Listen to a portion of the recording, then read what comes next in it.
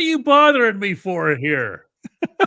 Chris, I'm busy with hockey. I'm in St. Paul, Minnesota, in a hotel room right across the street from the XL Energy Center. I've got all kinds of hockey stuff to write. And Chris is like, no, hang on. We really need to go live. Yeah.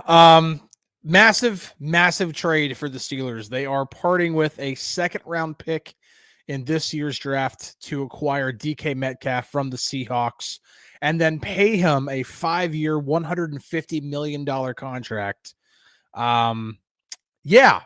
So they got their receiver. That's it? That's all you have for me? That's a pretty big one, man. I'm getting back to my work here. What are you talking about? This is crazy, man. It's a big move. For someone who's been how would you characterize how I've been calling for wide receivers now for about 2.5 years? It's overdue, but my goodness, it's also doing it right. Mm-hmm. First off, let's start, Chris, with the exchange itself. Mm-hmm. We had heard earlier today, before the hockey game, that the price was going to be a second rounder. Mm-hmm. That's, to me, I don't know how you don't give that up. Yep. Metcalf is 27 years old. He's a combat catch guy. He's the kind of guy whose skill set is not going to necessarily, crumble with age. I am looking at a situation here where the exchange is fair. What about the contract? Well, obviously, we need to see how it's going to be structured, because when you hear 5 years, $150 million, you're like, whoa, that's quite a bit of money. That you're talking, $30 million a year.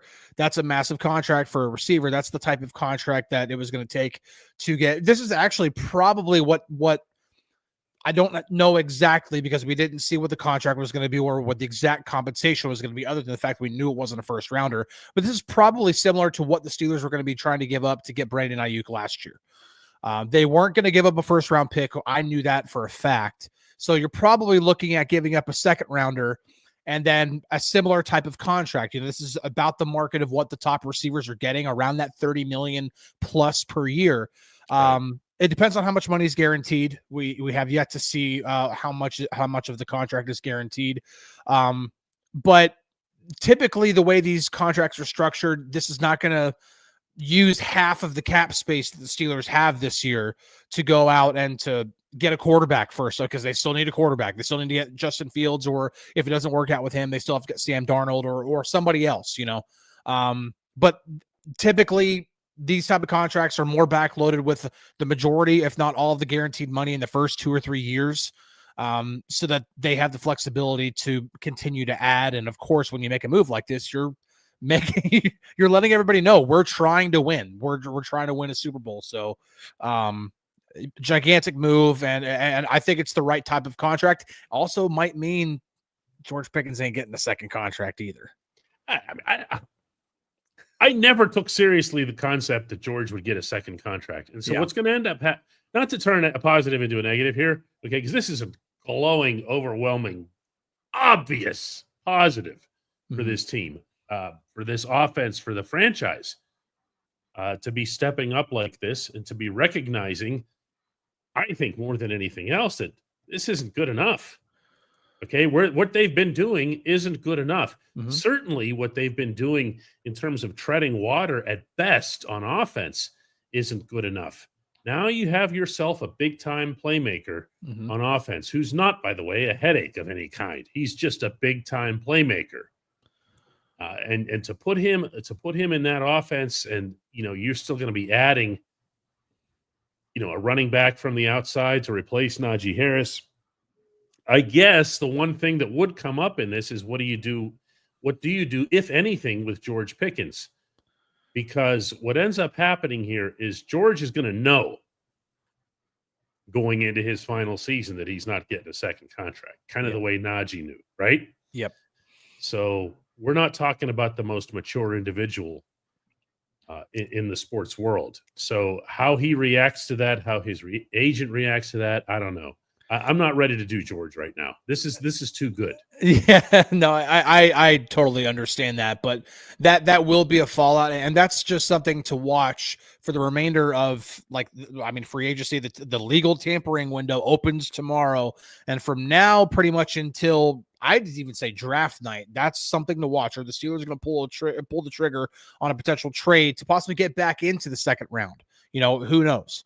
Or maybe acquire like a second, third, or something like that, so they can somewhat recoup that draft pick that they just gave up. But yeah, definitely focusing more on DK Metcalf. At least the way it stands right now, the Steelers have two outstanding weapons on the outside, and that is something that they have not had since, shoot, man, when's the last time they had two legitimate weapons? Are we talking about Antonio Brown and Juju? I mean, or Martavis, whenever Martavis was on his. That's the kind of guys that you're looking at here. Yeah. I put Martavis. I'm sorry. Peak Martavis, I put with anybody. Yeah. You can call me out on that all day. I don't care. No, I get it. I'm a Martavis guy. Yeah. When I look at the addition of this player, the first thing that I think of is the type of wide receiver he is. Let's talk about that a little bit. I think Chris, this is nuts, man. This is so perfect for this offense. Yeah. You understand? This is like, I understand there's a lot of different traits that we've talked about with different receivers over time. Mm-hmm. Cooper Kupp, for example, coming back to the ball. Guys who are really good at finding, yards after the catch, whatever. This is the guy that you want. This is the guy that you wanted. And I'm not going to lie to you here. Every time his name came up over the past year or two or whatever, I would just be like, get out of here. I'm not getting him. And I didn't talk about him much. I really didn't until this whole thing happened in the past week in Seattle. I really didn't even focus on him. But he's here. And what can he specifically, football standpoint, bring to this offense? Just about anything. Obviously, he has the ability to go down the field and to make contested catches. I mean, when you look at the way he's built, he absolutely has the ability to win against almost any corner in the league. He also has a really great ability to make things happen after the catch. Again, you just see how physical he can be. He's a really good route runner. He can gain really good separation. He can be used anywhere. I think that's the other thing. You're not talking about, he's just a deep threat. I think that's kind of the thing, not to keep comparing him to George Pickens, but now you're talking about these are the two top weapons. I think when you think about George, you primarily think about contested catches and deep ball stuff, but you can use Metcalf in other ways than just, okay, I need you to go down the field and make a catch for me, 20 plus yards down the field. He could be used in other ways where he's making catches closer to the line of scrimmage or the intermediate portion of the field, that between the 10 to 20 yard range, something the Steelers desperately need, talking about having a receiver that can do that for you too. Having a versatile weapon like that outside. I'm not saying George can't do those things. I think George's game is a little bit more versatile than some people want to give him credit for, but Metcalf is definitely more versatile and he's more proven. He's never had less than 900 receiving yards in a season in 5 or 6 NFL seasons. Like, he's always producing. It doesn't matter who his quarterback's been. It doesn't matter the situation he's been in. He's just produced, and the Steelers desperately need that. They need production, and that's what he brings. So, as Victor Asher points out here, and this is actually, believe it or not, I haven't even had the time to have this cross my mind yet, but, between Metcalf and Pickens and Pat Freiermuth, and I'm skipping CA3 because I want to make a point here. Then you know what it is. Yeah. Darnell Washington. You're talking about a group of wide receivers that goes out there and just it wins stepping off the bus in terms of size. Mm-hmm. I mean, that's something else. And now you know why I left Cal out. Okay? Yep. Yep. And Cal would leave himself out, by the way. Cal would be like, I'll be one of those guys' legs, right? Right. But that's a thing unto itself. Uh-huh. That you have these big, strong wide receivers who also can do what else, Chris? They can block. Yeah. When they want to. In the case of George, they can block. Yeah. And Yeah. I think you get things to start making a whole lot more sense for the offense, to the stuff that Arthur Smith rightly and fairly talks about toward building identity for this offense. It's all just bulldog, That's Metcalf's got a lot more to his game than just that. I don't want anybody to label him in advance as some sort of, if you don't watched his game or familiar with it, what he's done in Seattle, he's not a one-trick guy. He can do a ton of different things. But there's here we're just, let's skip past everything and get to what DV wants, because that's what everybody wants to know now. DK and Chris, what's the latest you've heard on Justin Fields? Yep. I'll throw that to you, Chris, since I've been here in St. Paul, Minnesota, doing hockey all day.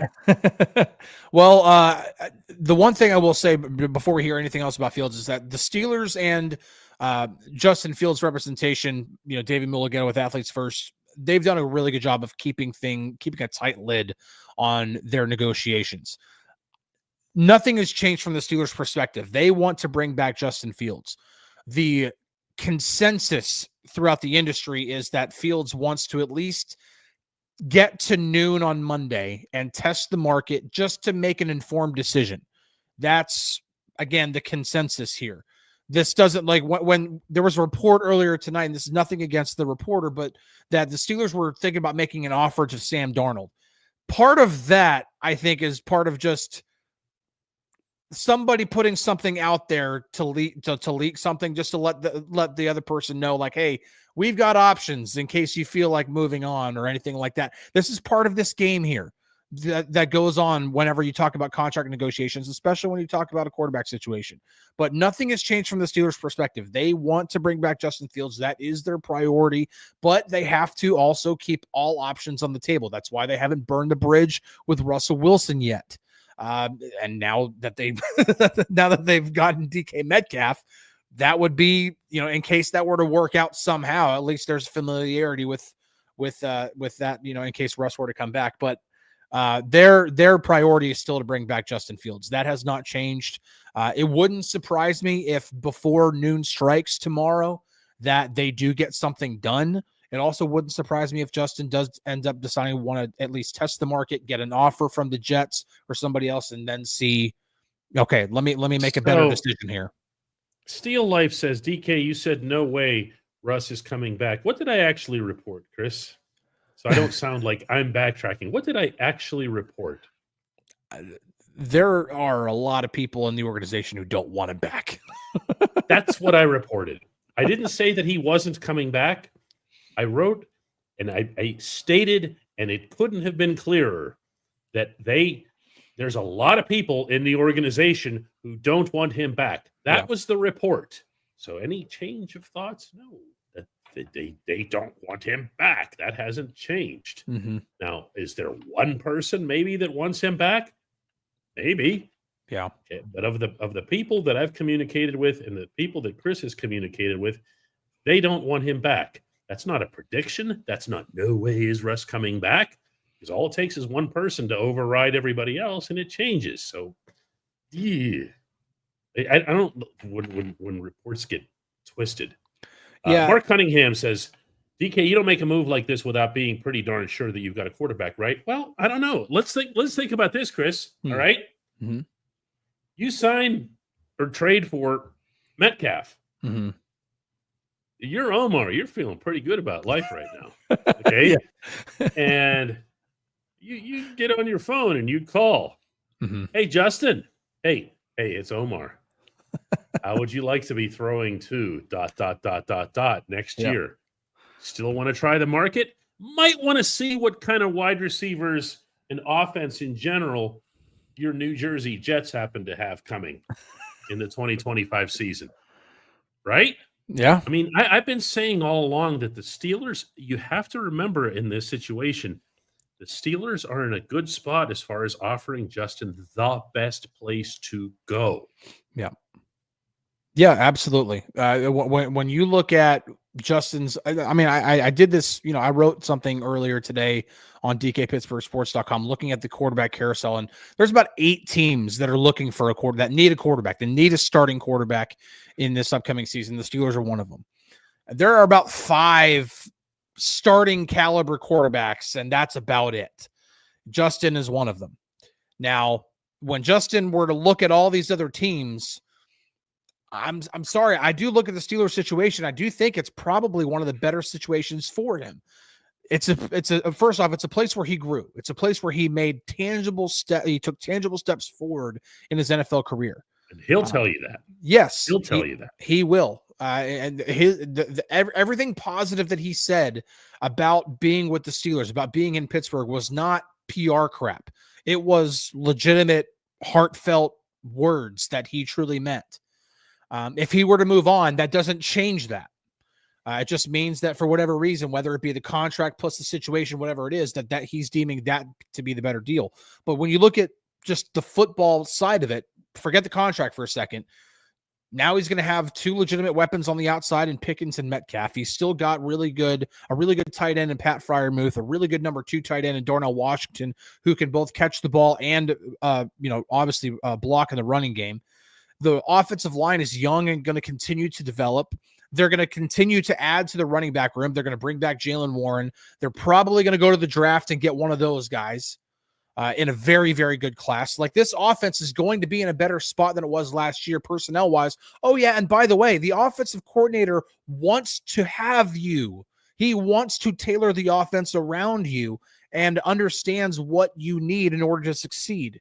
And you worked well with him. Again, it's when you look at the situation he'll be in, it's a very, very good one that he can continue to move forward. Dude, in Chicago, he had 2 different offensive coordinators in 3 years. He just had his 3rd offensive coordinator in 4 NFL seasons. You're going to go get another one so that you have your 4th OC in 5 years? I'm sorry. That, to me, unless you are absolutely sure that you will take off, and I'm not talking about take a step forward. I'm talking about take off and become the 11th overall pick, the franchise guy that you were drafted to be. I'm sorry, this seems like a better situation. Hakuna Mosa comes in with a $5 contribution and asks, any thoughts that this pickup reins in George Pickens, if not at least a little bit competition-wise? I mean, I'm not sure exactly what you mean by reins in. Or are we talking about from a discipline standpoint that he'll grow up, that he'll feel like he's not necessarily big man on campus anymore? Because guess what? He's not. Yeah. No, he's not. No, he's not. He's not sharing a locker room with DK Metcalf, or sharing a wide receiver room with that guy and thinking, hey, I'm the hot stuff here. They can't do anything to touch me. I can act however I want. Maybe that's what's meant by the question. I don't know.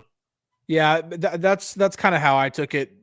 I get where you're coming from, and I think that's why everybody now is wondering: does this mean the Steelers are going to trade George Pickens? I don't necessarily. And again, I haven't had a chance. I mean, like, this trade happened an hour ago. Who knows what the Steelers are going to be doing with George Pickens at this point? But the one thing this tells me is that they're not going to sign him to a second contract. So his future in Pittsburgh is going to come to an end no matter what by the time the 2025 season comes to an end, because they're not going to for what he'll get on the open market just because of his sheer talent. The Steelers aren't going to pay that. And so does that mean that they shop him? Does that mean they'll at least take calls? They were considering that earlier, but they have to have another guy. They can't just, especially after what happened last year where it was George Pickens and then nobody else. And once George Pickens went down with the injury, you saw just how that it was nobody else. Yeah. Terrible, Cal, I mean, Cal gave his best. Cal did some good stuff. Yeah. But I see here from Dennis says, why do I believe this signing of Metcalf is more for Russell Wilson than Fields? I'm seeing a lot of that here because people latch on to, look, they took a photograph together once. And, or they were best buds or whatever. It just doesn't matter. Metcalf was signed by the Steelers. Mm-hmm. I believe this wholeheartedly because they just needed him. Yep. They needed that player. They need him no matter who's throwing the football. Yeah. Okay. They had a positional need at wide receiver. Heaven knows, again, it's all I've been talking about for a couple of years now that has nothing to do with who's throwing the ball. If anything, if you think about this, that's one of the beautiful things about this. because he's not a guy that's just going to be compatible with one quarterback. Yep. You know, he's versatile in addition to being, you know, the big, strong combat catch guy and everything else here. He can make a lot of stuff happen. He doesn't need Russ. He doesn't need Justin to do that. No, and that's the thing is when you look Geno Smith. Yeah, when you look at his history, it's not like a situation where you kind of wonder about like Derrick Henry whenever he's, you know, he has his two best years with Arthur Smith in Tennessee. And then ever since Arthur Smith left, it was kind of like he's still kind of King Henry, but he's not quite like the offensive player of the year, Derrick Henry. And so when he went to Baltimore, it's kind of like, oh, well, we'll see. And then of course he shows everybody like, oh, I could still be, you know, King Henry. This isn't that type of situation. DK Metcalf has been productive. It doesn't matter who his quarterback has been. I think people will latch on to that kind of stuff because just the same way that we did with Aaron Rodgers and Davante Adams. It was almost like this kind of tongue-in-cheek thing that everybody would be saying that, well, wherever Aaron Rodgers goes, Davante is going to follow, or wherever Davante Adams goes, Aaron Rodgers is going to follow. Well, Davante Adams is going to the Rams, and they're definitely not getting Aaron Rodgers because they kept Matthew Stafford. So that's not happening. And like, just because there's a quarterback receiver connection from the past, it doesn't mean that that's what's going to happen now. Bringing back Russ right now it flies in the face of what we just talked about, that so many in the organization don't want Russ back, that he is down the totem pole of their options of what they want to have at quarterback. And I don't even think he's number 2. He's not on the totem pole of some of the people I'm talking to. He's not even on it. Just a reminder here, you can become a member of this channel, the DK Pittsburgh Sports channel, and we will come through for you in situations like this, as we're showing you here. Matt Williamson just got together and put himself out an instant podcast because he's good like that. He just grabs the device and says, "Hey, I'm Matt Williamson. Here's what I think." It's just how it rolls, right? Yep. You know, Chris is busy with work back in Pittsburgh. I'm in St. Paul, Minnesota. I shouldn't be bothered with any of this, but here I am. I'm diving in head first. The Penguins did beat the Minnesota Wild, by the way, 3-1, beating Marc-Andre Fleury in their final meeting.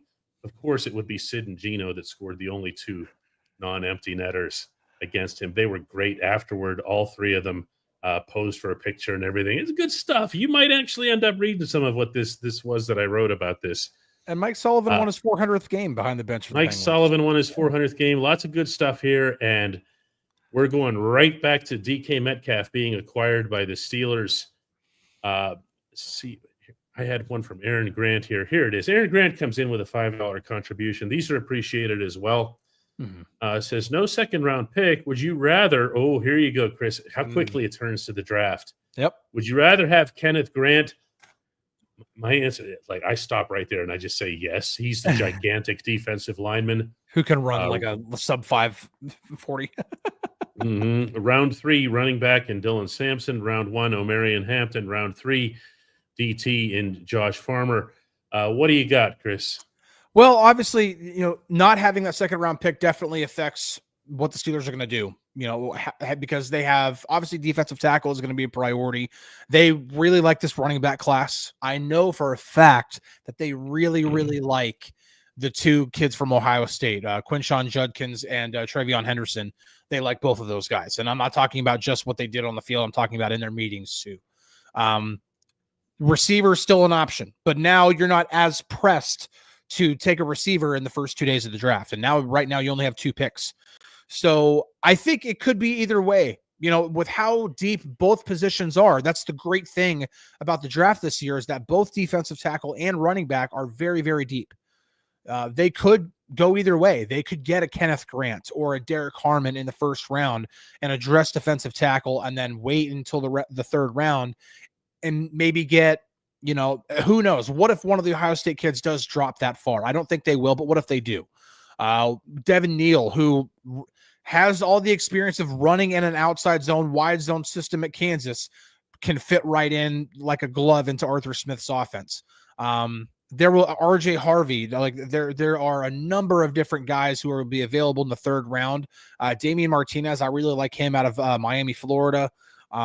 There are a number of different running back options. And again, remember, their number one running back is already going to be there when they bring back Jaylen Warren. So any running back that they get is going to be the 1B to Jaylen right away. So unless they have some sort of master plan to trade up for Ashton Jeanty in the first round, you don't have to worry about pressing to get a running back as much because it is such a deep class, and it's fortunate that's the same with defensive tackle as well.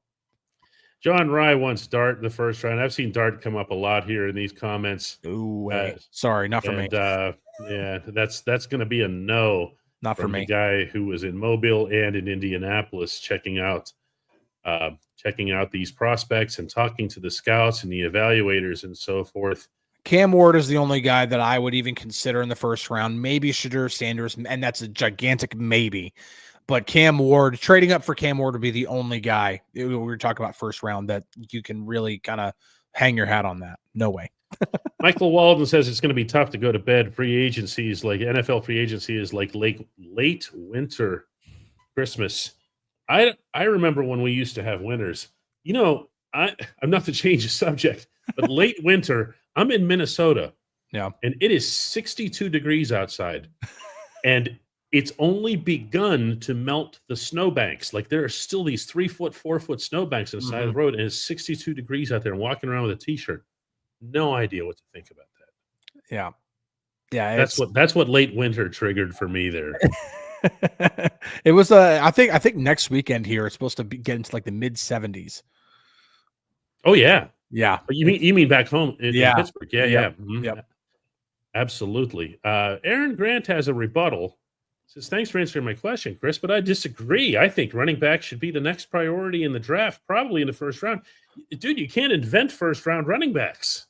No, and the one thing that I think you definitely want to learn from the Najee Harris situation is that you don't want to reach for a running back in the first round just because it's a position of need. Not all running backs are the same either. Some people don't want to ever take a running back in the first round again because Najee Harris didn't quite live up to the expectation of being that. I wouldn't call him a bust, but I wouldn't say he necessarily, definitely lived up like surefire first rounder no matter what. I think it was kind of the truth is somewhere in the middle. But when you look at Ashton Jeanty, there are some people that think he's going to be, I hear LaDainian Tomlinson whenever people are talking about him. I'm like, okay, don't do that. That's the name that keeps coming up. And I'm not saying he's going to be LaDainian Tomlinson because you're talking about a surefire Hall of Famer. But anytime a Hall of Fame running back is brought up when you're talking about a guy, you're probably talking about a legitimate first round talent. Omarion Hampton, like possibly a first round pick, like possibly. Some people are really high on him, and then some people are kind of like he's like one of the first guys gone on day 2, something like that. Not all first round picks are the same, and not all running backs are the same. So the one thing you definitely don't want to do is what the Steelers did a lot during Kevin Colbert's last few years, and that's start addressing positions of need more than best player available in the first round. That's how you end up getting yourself a series of drafts that let you down. You have to be taking the best available player. You can't be doing it by position. If you have a positional need to fill, go ahead and fill it from the outside. Yeah. And if you still want more, go ahead and get more, but don't go shopping at the draft. Don't make that your first stop on the tour here. Brian Antonucci comes in and says, Brian's not a member yet. What's that all about, Brian? I see it looks like he's got a blank label here. Brian, dkps.net/join is where you want to go. It says, keeping Pickens is crucial, or getting Metcalf was a lateral move in the sense that we still only have one wide receiver. I don't agree with that at all. And here's why. Michael Bobrick asks, how do you expect George Pickens to react to the signing of DK Metcalf? Want to hear mine? Yeah. I could not care less. I do not care what Pickens would have to think, much less say about this. He's been in the organization now. This was his third year? Yeah. Okay. He's been the number one guy in this offense for 3 years. He has had, and I'm still leaving that in a present tense possibly, he has had all that time to establish himself as WR1 in the room as the guy who can get it done both on and off the field. Respectfully, aside from the big play, the splash, and whatever else, he hasn't gotten it done. Now, he still has all the potential and everything else here, but when you're talking about potential, someone who's entering season 4 in the National Football League, it's already starting to get dark outside. And that is, I'm really a little bit surprised, but also a little disappointed that anybody's reaction. I'm seeing so much Pickens in this. You just got DK Metcalf, people. You just got a better player and a better everything than that guy. Chris, why couldn't the Steelers now parlay this acquisition instead of saying, well, they got to go get another wide receiver. Now they got to go get Cooper Kupp. Now they got to go get whatever and trade George. Why can't they just go draft one? I mean, well, they can, but I mean, it's also not the greatest receiver draft. It's not a bad one. No, it doesn't have to be. It doesn't have to be. But when you're talking about, okay, let's just hypothetically say they do trade George Pickens. They trade George and somehow out of it get a second round pick out. I don't think you can. I don't think straight up you're getting a second round pick for George Pickens. The Steelers just got DK Metcalf straight up for a second round pick. I don't think Pickens is on the same level as Metcalf. So, but let's just say hypothetically he's somehow, not. No, right? He's not. There's nothing lateral about this, right? And so, but let's just say they do trade George and they get another pick, another day 2 pick. Anybody that they would draft, even if it was Emeka Egbuka or Matthew Golden, maybe those would be the only 2 exceptions. You don't have a legit, there's not another guy that you could take on day 2 of the draft or day 3 of the draft that can come in right away and unquestioned be the number 2 receiver on the depth chart. Not saying they can't grow into it. I really like Trey Harris out of Ole Miss. Like I really like a really big body who can win against man coverage like crazy. He's one of my favorite like day 2 receivers in the draft. I still don't think that he could just come in and be a WR2 right away. And that's not the way Mike Tomlin operates either, by the way. Mike Tomlin doesn't just give starting spots to rookies willy-nilly, unless your name's Kendrick Green. Angel says, hey, DK, I get used to these late night shows, to which I responded, what do you mean late night? It's only 8:00 here in Minnesota. Yeah, 9:00 here, yeah. It's still not late. The night is young. Fred says, DK, after this move tonight, what's your gut telling you about the quarterback? Gut's not really how we go about this stuff. Yeah. We're in touch with people. We're trying to contact them, not looking for takes and thoughts and guesses and everything. What I feel comfortable sharing with you, and Chris has shared observations of his own, is things that we've learned past tense, from Justin, from the team, how they feel about him.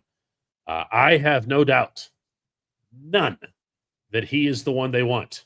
Yep. I have no doubt that this is where Justin would prefer to return, not just because he told me that in Baltimore, but because of his actions, because of the way he carried himself around the team. You, Fred, can take that wherever it is that you want. I also have no doubt that the Jets suck, okay? and that the Jets suck perpetually. And I'm not talking about the ones in Winnipeg, right? Yeah. What do you call the New York Jets? The other Jets. The other Jets. Yes. Yeah. They're the Jets who suck. Yeah. The Winnipeg Jets do not suck. Oh, they do not suck. Yeah. The Steelers' stance has not changed. If they can have it their way, which that's never how this works. It takes 2 to tango. You can, and that's the one thing I've been trying to explain over the last couple of days, because everybody who's been, well, I'm gonna say everybody, but a lot of people have been so concerned of, the Steelers are failing at this because they haven't re-signed Justin Fields yet. It's like, well, you can't force Justin Fields to sign a contract. You could offer him an extraordinary amount of money, probably way more than he's worth, in order to get him to re-sign before hitting free agency. But then you're being desperate for a guy who, I like Justin Fields. I think he can absolutely grow into more than what he's been, but you can't just pay a guy way more than what he's worth just because you're desperate to fill. Anytime teams get desperate, bad things happen. That's when Devin Bush gets traded. You trade up to get Devin Bush 10th overall. That's what happens when you get desperate. Like, you don't want to get desperate. You don't want to do that. You don't want to you have to be smart about this, which is why the Steelers have to keep all options on the table. That's why, even though a lot of people in the organization don't want Russell Wilson back, that's why they didn't burn that bridge, because if Justin does go to the market, burn the bridges. Yes. Nope, agreed. If he goes to the market, and if he just, the Jets just give him a contract where it's like, I'm sorry, I cannot leave that amount of money on the table. I'm sorry, I love you guys, but I got to go. That's it. Michael Walden says DK should name these shows, these off-schedule shows, Caffeine Overload. Hey, guys, I'm going to make you a deal. All right? Hang on a second. I'm going to put this up on the screen here. You become a member, and I'm going to share with you the ultimate travel tip. Okay? When you're at Pittsburgh International Airport, go to the Rite Aid. Okay? It's at the front of Concourse D. Okay? Go to the Rite Aid, because the Rite Aid has the Turners. And you can take Turners with you on any trip. Okay, you can even stock an entire hotel refrigerator with Turners on the trip and not worry about passing through security and all that other stuff. See, now you have to become a member. DKPS.net/join. It's 99 cents a month. Don't be cheap. Just come on in. You know, we're building the community here, and we want to have you as part of it as well. C-Note Stack says, DK, let's go. Now we got to sign Fields. What's your rank on the wide receiver core now? You just put a guy on top. That's all. But go ahead, give it a shot, Chris. I mean, if you're talking about like where it ranks in the, as opposed to the rest of the league. I thought you've been ranking the individual guys. No, Metcalf's number one. I mean, he's your number one guy. No offense to George, but they're all holding the door for Metcalf. Yeah. I mean, I don't know, man. It's the one thing that I do know, it's way better than it was. It's way better than what it was, because now you have two legitimate options, two guys who can absolutely win against man coverage, two guys who can stretch defenses like crazy, and open things up underneath for Calvin Austin out of the slot, for Roman Wilson. Why are we forgetting about Roman Wilson just because he had a redshirt rookie year? For Roman Wilson out of the slot. I don't even know who you're talking about. Really quick, I wanted to put this note out there. Tom Pelissero of NFL Network did just put this out there, and this is from Metcalf's representation, so this is not just his conjecture here. DK Metcalf wanted a fresh start, a new contract, and most important, a chance to win. He did not, according to his representation, say anything about playing in a warm climate. Metcalf is all in on playing in Pittsburgh and the rugged AFC North. And Pittsburgh has a warm climate. Can we get off of this? Do we understand that weather has changed everywhere? Okay. This is going to be my favorite entry for the night here. This comes from our beleaguered baseball writer down in Florida,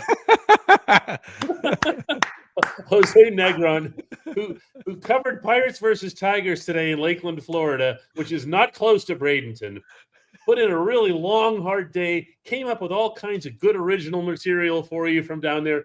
And just as many people are going to read Jose's stuff as they're going to read my stuff from here in St. Paul, Minnesota on the hockey game that I covered. You see how that goes? Aiden comes in with a $1.99 contribution and says, other than quarterback and defensive tackle, what's now the biggest need? I can't get past quarterback. And I'm sorry, I'm not. Defensive tackle is not your biggest need. Okay, when you're talking about need as opposed to want, even now with wide receivers scratched off the list, to me, need is cornerback. Yes, 1,000%. Okay? You do not have an ROCB on this roster right now, with all due respect to Corey Trice. Trice has to stay healthy, and he has to show that. He has to become an impact guy, but he has to stay on the field. You don't have a nickel outside from Beanie, okay? So we're talking about two positions of need, whereas I can rattle off for you all kinds of defensive guys up front. Just saying. Yeah, and the thing is that this is a really, really good class of cornerbacks, and I do know for a fact, I learned this while I was at the Combine, and I talked with multiple people, they do want to attack this free agent class of cornerbacks. And I'm not talking about in the middle. I'm talking about they want to try to go get at least one of these top guys. We're talking about Charvarius Ward, talking about Nate Hobbs as a possible nickel option. I do know that they really like Nate Hobbs a lot, so don't be surprised if the Steelers are really, if they end up being one of the guys or one of the teams that end up getting Hobbs.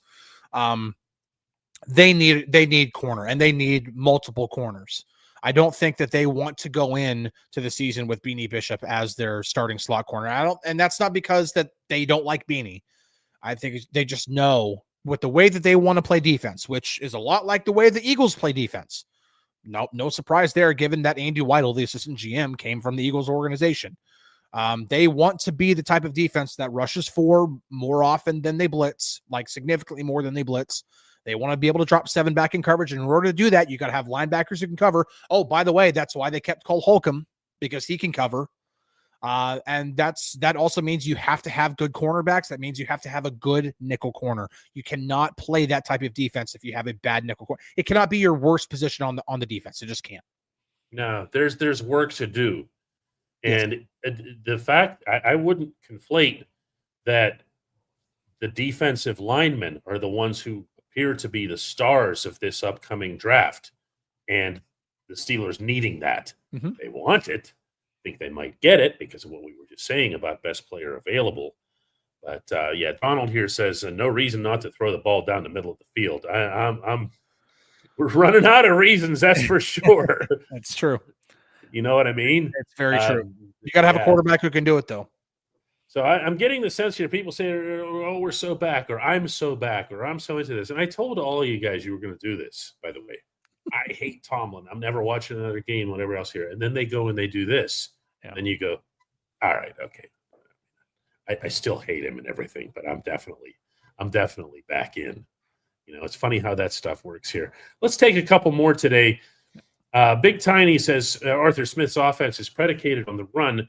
The better the run, the better the offense. Somebody earlier, Chris, said now Arthur has his A.J.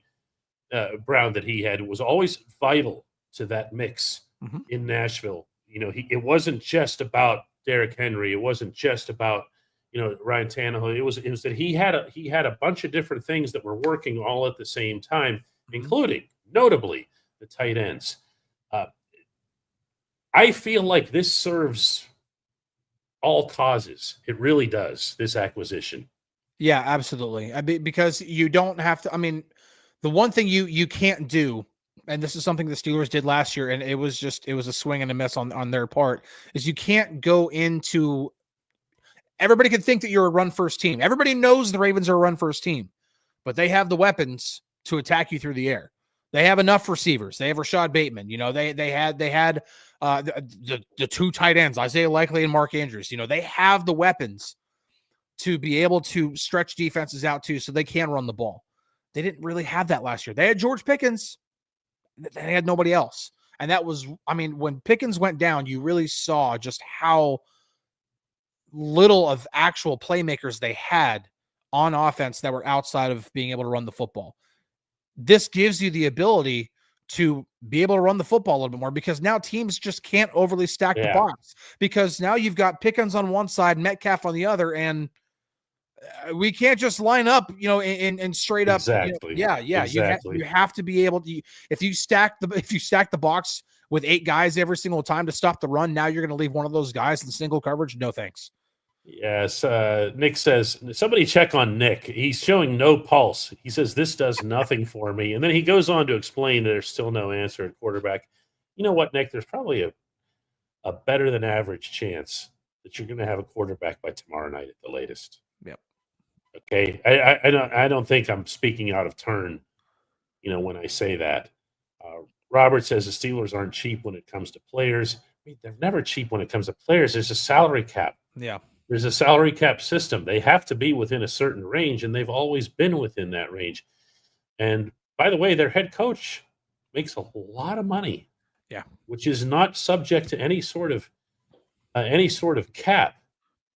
Carol advises Nick to just kind of hang in there. Hang in there, Nick.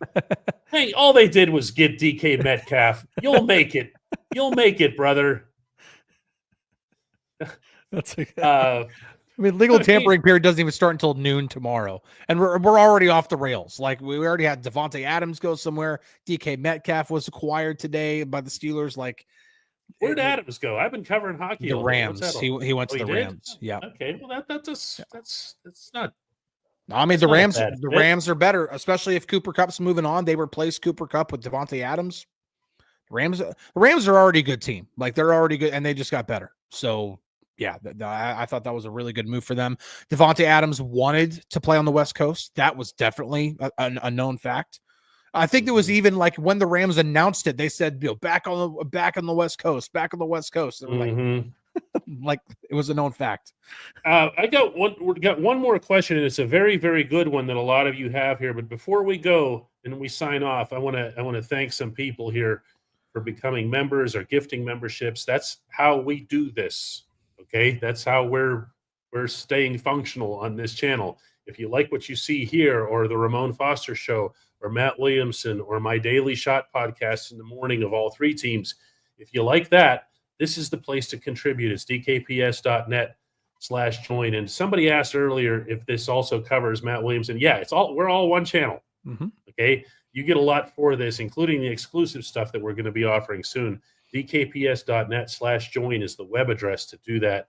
So thanks to the Barber, thanks to Robert for the gifts. Barber he just can't get enough, so he comes in with more. It's how he rolls. So does some random basement podcast. Wow, you wouldn't think they'd have the dough to spare, but there they are. Stella, I owe you an apology. She comes in with 10. She came in with 50 the other day, and I totally whiffed on mentioning her. Just one of those things when you're going live. Leroy comes in with 5 as well. And now to the question. And it's valid.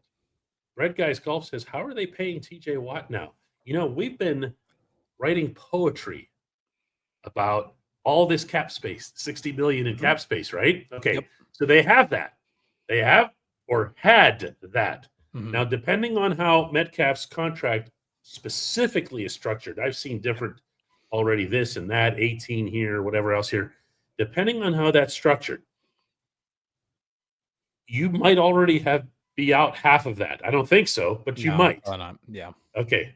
So now you got to go pay the quarterback. That's a lot. Okay, that's a big chunk of this. Now I'm going to pause on the money stuff and share with you this certainty that I feel in my soul that the happiest person on planet Earth right now about the acquisition of DK Metcalf is one Trent Jordan Watt. Yeah. Want to know why? He wants to bleeping win. Yeah. He wants to win a playoff game in his NFL career, and he wants to do it in Pittsburgh. If TJ has to restructure or do this or do that or whatever, TJ is not going to be the one to hold you up. He's just not. They're going to get it done. Yeah, there is a way to make him a very, very rich man and give him a much richer contract and still be able to do a lot of things with building out the rest of the roster. If anything, they could probably create cap space by giving him a new contract because he's due for a $30.4 million cap hit this year, the final year of his current extension that he signed 4 years ago. If they sign him to a new contract, now I'm talking about an extension off of what he has now, but if they throw out the old contract and sign him to a new one, they could make it so that his cap space this year is actually less than that $30.4 million. So they could actually create cap space because the way a lot of these contracts are structured is the guaranteed money will go up front. If it's a 5-year deal, the guaranteed money will be, the vast majority of the guaranteed money will be pretty much used up or paid out by the time year 3 comes to an end. That way, the only dead cap you'd have in years 4 and 5 would be the prorated signing bonus and any other guarantees from like roster bonuses or incentives or anything along those lines. So somehow we managed to get through this whole thing without mentioning the unmentionable dude up in Cleveland who never means anything that he says and often just flat out lies, like he did about Mason Rudolph after he clubbed him over the head with his helmet. But we're going to get through this whole show without mentioning him, but his contract will obviously have an impact. Yep. 100%. And the Steelers are such, and you've seen this recently in some of their bigger deals where they feel, okay, Minkah Fitzpatrick's the best safety in football. They feel that. They went and they paid him as such. I think you're going to see it have an impact even without TJ or his representation bringing it up. Does that make sense? Yep. Yeah. So, There's there's a way that you can do both. You can make him a very, very rich man, whether it's on par with what Garrett makes, a little bit more or a little bit less, whatever it is. He's going to get a much bigger contract, and you can do it in a way that doesn't hurt the rest of the team. Omar knows what he's doing. Remember, he's a cap guy. He knows what he's doing when it comes to creating cap space.